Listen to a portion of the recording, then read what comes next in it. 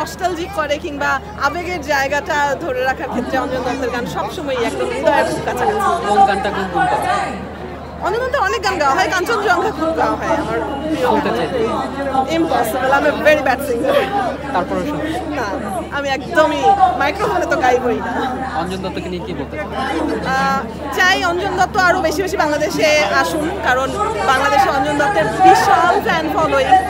উনি যতদিন শারীরিকভাবে সুস্থ থাকবেন, কনসার্ট করার মতো, কনসার্টে অনেক খাটনি হয় অবভিয়াসলি, তারপরেও তিনি যতদিন কনসার্ট করবেন, আমি এমনকি আমার মনে হয় বাংলাদেশের অনেক দর্শক শ্রোতা এটা চায় যে অঞ্জন দত্ত বারবার বাংলাদেশে আসবেন, বারবার কনসার্টে আমরা তাকে সামনাসামনি দেখার, পারফর্ম করতে দেখার সুযোগ পাবো। মিউজিক মানেই ইমোশন, মিউজিকের সঙ্গে জড়িয়ে থাকে অনেক স্মৃতি, অনেক কথা। মিউজিক কখনো আমাদেরকে কাঁদায়, কখনো হাসায়, কখনো ভাবায়। অঞ্জন দত্তের কোন গানের সঙ্গে আপনার স্মৃতি জড়িয়ে আছে যেটা মনে করলে আপনি মাঝে মধ্যে নস্টালজিক হয়ে যান বা ইমোশনাল হয়ে যান, আইদার আপনি হাসেন একা একা, ভাবেন কিছু একটা?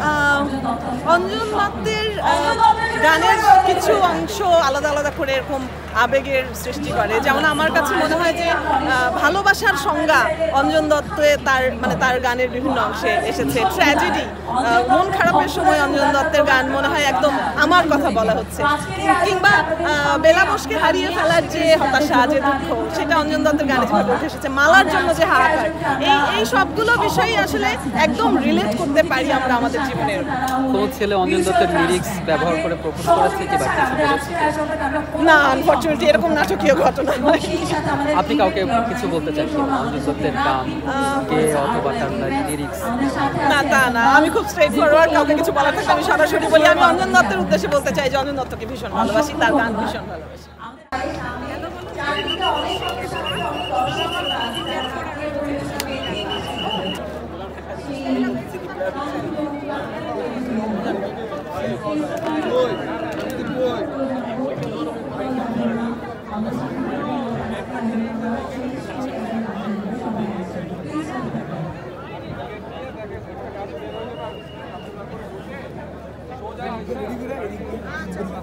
আমি ভাবতেছিলাম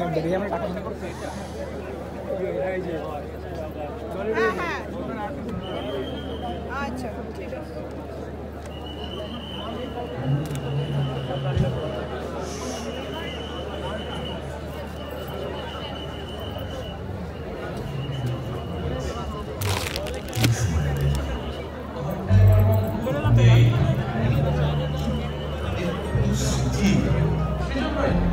দেখোই নাকি Asian paint safe painting service.